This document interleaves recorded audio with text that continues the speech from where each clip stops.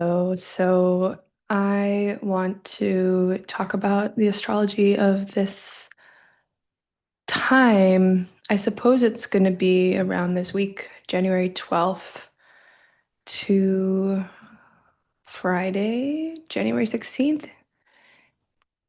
So even into January 17th, this is the last week we have before the new moon in Capricorn. And I just put out a video about the new moon in Capricorn that's much more produced than this video will be. But I wanted to talk about some reflections that I've been seeing and feeling a little bit more casually. So, the first immediate thing I want to talk about is the squares that's happening from Capricorn to Chiron in Aries. So, from Capricorn to Aries, there's this surgical knife feeling when it comes to all of the effort that we are putting in right now in our lives to keep going. And there is a wounded sense of self that emerges, and pain might deepen, insecurity of self might deepen. And this can even manifest, and this is how I have seen it, in the breakdown of structure. That's Capricorn structure. So we've had Venus squaring Chiron. I think the sun is squaring Chiron right now. I'll pull up the chart in a moment. Mercury will square Chiron in some time. Mars will square Chiron probably in the next 2 days this week. And so here's my direct experience with it. I have just moved to New York City, which is exciting and lovely and wonderful, right? I have a Jupiter in Capricorn. All of the Capricorn planets have been going over my Jupiter. There's been this big mm, re-establishment of my sense of like practical purpose and identity and some optimism just in terms of how and where in what country I am living. Okay, this is again the very practical aspects of the sign of Capricorn. And so I take the subway a lot when I am moving about in my life here. And just as a quick aside, I think a lot about the interaction between Gemini and Capricorn. So Gemini would be the subway. For example, it's like immediate modes of transport and the city that you live in or the neighborhood that you live in and your neighbors and just, the immediate environment, your own mind and how your immediacy maps out. So a subway system or a car, right? These are all Gemini things. So I have a Venus and Mars both in the sign of Gemini. And regardless if you have placements in Gemini in anyone's chart and just archetypally speaking, the signs of Gemini and Capricorn are naturally in conjunct to each other. That means they are one sign away from being opposed to each other. And an inconjunct can happen two different phases. It can be a waxing inconjunct or a waning inconjunct, and there's a slightly different meaning between each of these two. However, the general idea of an inconjunct is that it's a little bit uncomfortable, kind of like a princess and the pea scenario. There's a lot of layers between you and the little bit of an issue, and it's very difficult to really pinpoint exactly what the issue is or what the disharmony is. But that little bit is what is meant to, entice you or push you to keep going, either because you still need to reach that opposition, you still need to reach the full phase between, let's say, Capricorn and Cancer. The full phase between Capricorn and Cancer is really balancing out the like material legacy that you're living with your emotional self, with your emotional regulation, etc. Okay, so that would be a full phase. But Gemini, for example, comes right before Cancer. And so Gemini is where you are naming everything, where you are identifying things. Once you identify something, that's when you can begin to have an emotional, like a very deep emotional relationship to it. So Anyway, I've been on the subway a lot here, and I love being on the subway. I've always loved cities, living in cities, being on subways, buses, these things. I really like the mm, very busy, like electric vibe of being in a city. And the subways weren't working very well over this last weekend. And I was really trying to figure out what was going on. But I was also thinking about the inconjunct between Gemini and Capricorn quite a bit because if you've been to New York City, you know that like there are several distinct parts, right? I'm still quite a noob, but there's two parts in particular. You have Manhattan and then you have Brooklyn. Brooklyn is very much so the like hipster, like go with the flow type of vibe. And then Manhattan is very much so the like capitalist international world. I don't know how else to put it. Manhattan is very Capricorn, and Brooklyn, I don't know how to identify Brooklyn to one sign. Let me know if you have an idea. But at minimum, Brooklyn would be a more Gemini type of feel just because there's so much diversity, there's so much going on. So anyway, I take the train, Brooklyn to Manhattan or Manhattan to Brooklyn, and I think about this inconjunct and how, people doing the Capricorn things like hustling, building their business, like earning a ton of money or just barely scraping by. Like there's clear boundaries as to you know, what will allow you to feel and appear to the outside world as though you've got your shit together, basically, right? And that's Capricorn. But then you have the like ins and outs of the subway and this Gemini thing, which is like, you never know. It's always just passing by. It's always an in-between thing. And so to have the like very mercurial, like in between heartbeat really of the city with public transportation, and then you have, you know, the like one of the largest concentration of a wealth in, I don't know if it's the US or the world, but it's just very much so highlighting this Gemini Capricorn scenario, the relationship between Gemini and Capricorn to me, and that inconjunct, which is like, there's something a little bit off, right? Because like not everyone on the subway is the same. They're not all working in Manhattan. Like there's a ton of diversity, and yet like the people in Manhattan rely on the lifeblood and contribute to the lifeblood of the subway. Um, they're not the same. They're not the same. Do you know what I'm trying to get at here? And so, as the trains were not working and delayed, and I think that's probably a much more common thing than I'm letting it on to be here, but and I was really trying to figure out, I was like, what's the astrology of what's going on? Because there wasn't any crazy like Saturn. I mean, there's crazy Saturn stuff going on right now, but that's kind of a very long-term thing. This whole time, what I was overlooking was the squares to Chiron that were basically forming and are pretty exact today, January 12th. And it's just that, and anyway, this is just me speaking very casually. I am a Cancer after all. I'm very emotional, but I have this Gemini stuff too. So I'm really like, it can be everywhere. Um, the point is, I was really trying to figure it out on the subway, and also because I just moved here, so I'm still figuring out how to make everything work and like what's going on and blah blah blah. And there would be times where I was just feeling very emotional on the subway, like because of the delays or because of life or something. And I was like, what is going on? What's going on in the astrology? And again, it was really only till this morning that I realized the squares were happening to Chiron. And it is so exactly what I've been missing, which is this, again, Chiron in Aries is this sense of woundedness in self and this feeling that, you don't exist, like you shouldn't be here. There's something inherently sinful about your existence. These are the things that I correlated to. There's just a deep existential unworthiness with Chiron and Aries that I think we've been somewhat unconscious of for the better last, how many has it been? 8, 9 years, I think. Chiron moved into Aries in 2018. So that wouldn't be 8 years. That would be maybe it would be no, 7.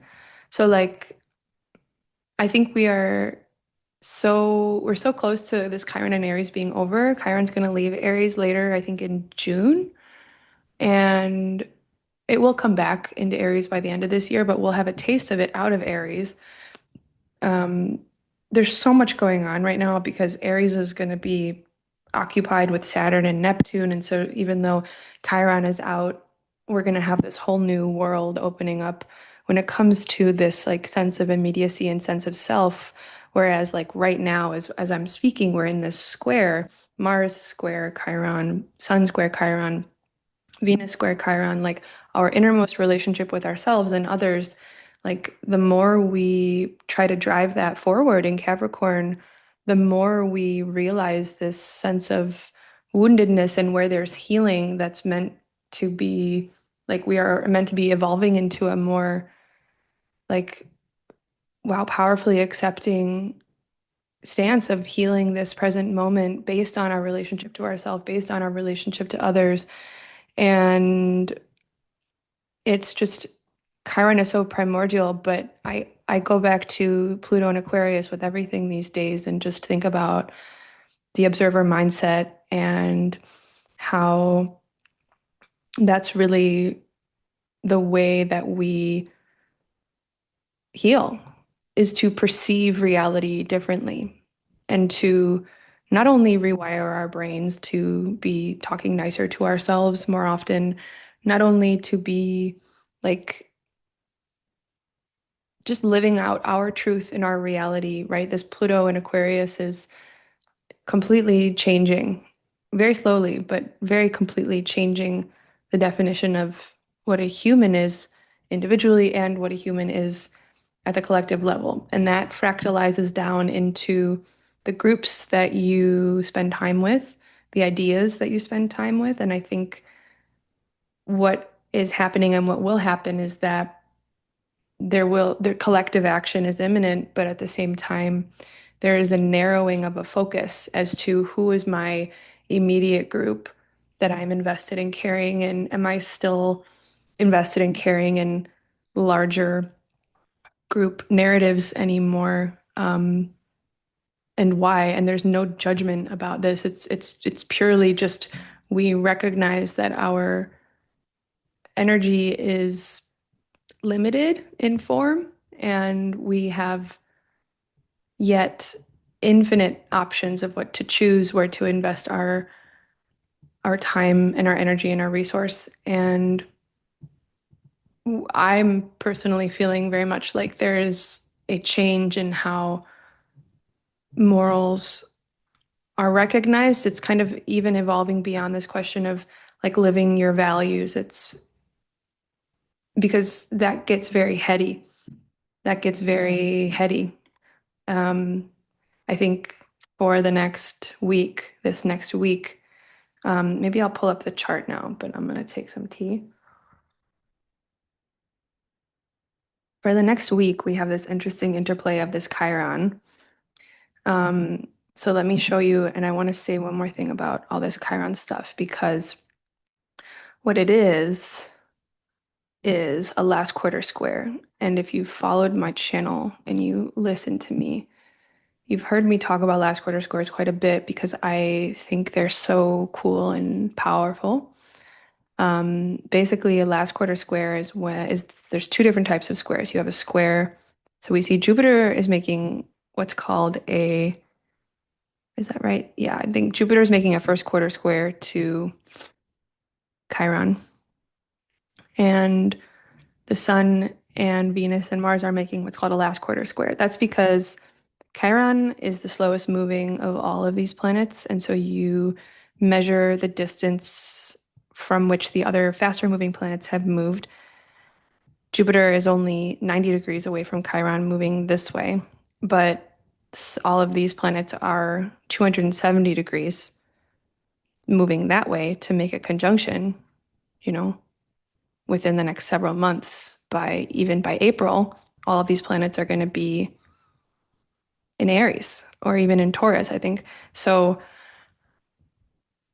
what happens at a last quarter square is you recognize you have an internal choice to make again about how you are perceiving the situation. And essentially, you throw off the precedent of the past. The last quarter square is very much so an Aquarius archetype because you recognize there is, you know, a limit that the last cycle that began, you've kind of played out everything that was meant to be played out. And this is the point at which you throw off um, your efforts and you really let go and you hold space, you hold the space of the void for the last 90 degrees to clear out the space so that the next conjunction can be made. But what that means is very much so similar to this concept of Aquarius, which is that you're at the very edge of what you know. And so when it comes to like me not understanding why the trains aren't going and feeling emotional, it's like why isn't this working, right? Capricorn is about how things work. Like Aries, Chiron is about this very present moment and a sense of woundedness in this present moment. The cycle, you know, Chiron and Aries cycle anything that conjuncts Chiron and Aries and then goes 360 degrees around. The intention is to heal the present moment with Chiron and Aries. And so when we see that that cycle is now being thrown off, the systems and structures, even the Gemini systems and structures, right? This is that inconjunct I'm talking about here to here. See, Cancer's the opposition, Gemini's the inconjunct. That's what's called an inconjunct. So, I mean, this last quarter squares are just very intense and very powerful, and there you must be very brave because it's not necessarily like you can do anything in the outside world. It's more of a just like accepting, accepting and trusting that this, recognition and the active shift of your internal perspective will be creating a space in which you get to begin to rewrite pretty soon what comes in that space.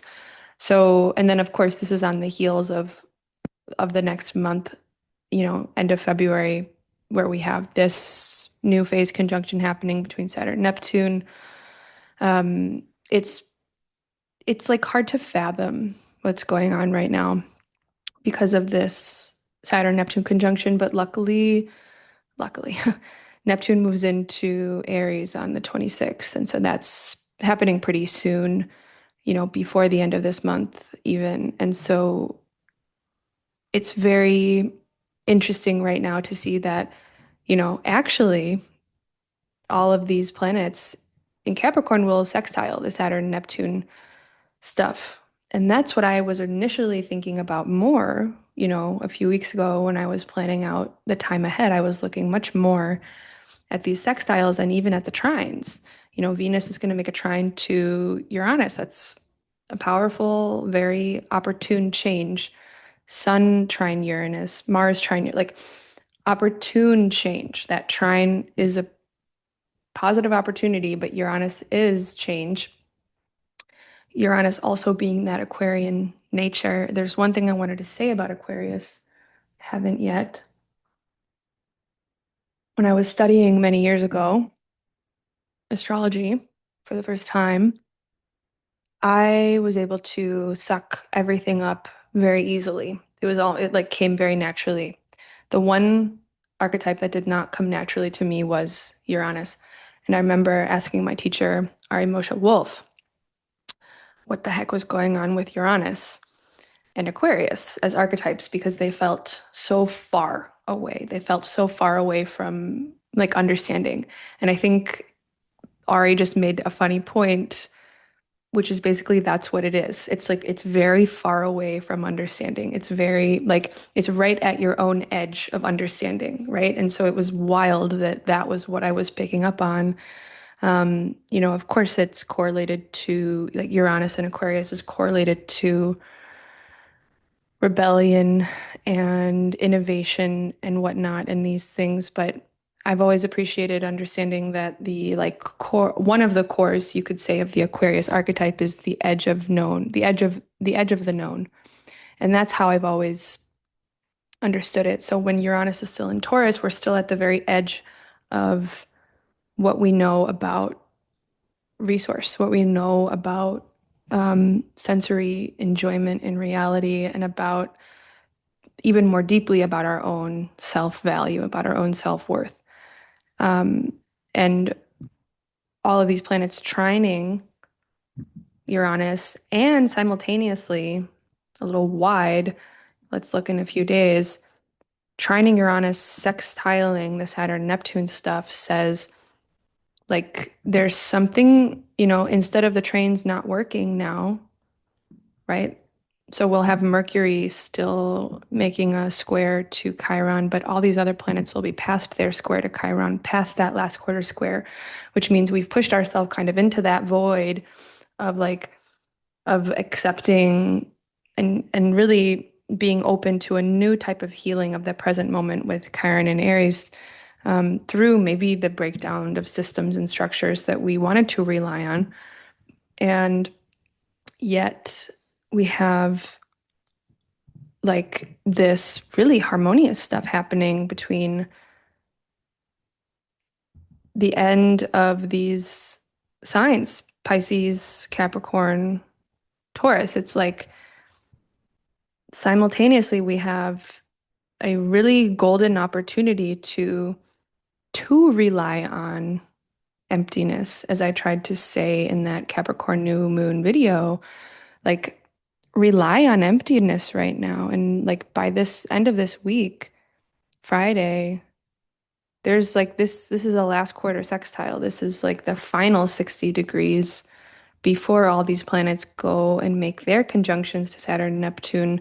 Saturn and Neptune will be in Aries by the time this whole stellium shifts its way over. But, this last quarter sextile says this is pretty much the final opportunity we have to ground ourselves and make something real out of emptiness, like really like understand the mechanics of emptiness even. And, you know, I just really like it. While we're understanding mechanics of emptiness, there's an opportunity of material intelligence um, to help us take advantage of this, And like by this time, the moon is very, very balsamic, very, very dark. And so things are very deeply resetting, um, which I think is super, you know, it's just that dark of the new moon. I don't know what else to say. It's kind of what's been on my mind, but I think there's this mix of like there's a lot of support in this next week, surprising support, but also like support in the void, support in our faith, support, like spiritual support. Um, but I think there's an amount of like it's kind of that big T square going on with Jupiter there. It's like there's a pain point. There's an existential pain point that we have to let Pluto help us with. We have to let Pluto and Aquarius help us with this existential pain point and say, like, trust that our objective perspective of the situation, which is not really invested in taking any action, right? This Pluto and Aquarius is like, it wants us to sit at the edge of ourselves and like act from objectivity. And I don't think that's possible necessarily apart from when we understand it through this Neptune Saturn forgiveness stuff. This Neptune Saturn, like indiscriminate forgiveness and compassion. And that's the objectivity that we are needing right now. But like, it's through that lens that I know I've been able to move through some very difficult, waves emotionally over the last few weeks, is just like holding the emptiness inside myself, Like I don't say all this, I say this all because I'm doing that. Like this is very much so how I'm living my life. So yeah, I just wanted to share. This is going to be an interesting week.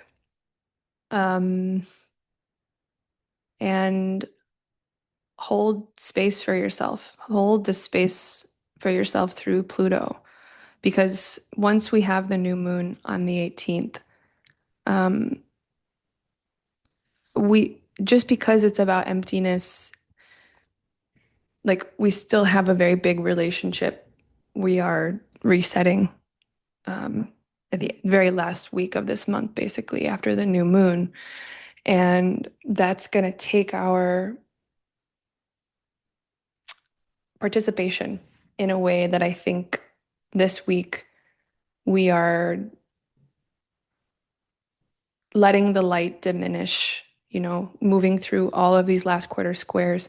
Even though we have this trine and these sextiles, I see it as ideas to like start building that, like continue building that foundation of emptiness for the last time. So, okay, I hope that makes sense. Let me know if you have any questions. Let me know how the Chiron stuff has been for you. Do you forget about Chiron too sometimes? I mean, it's ironic because Chiron is actually conjunct my North Node. So I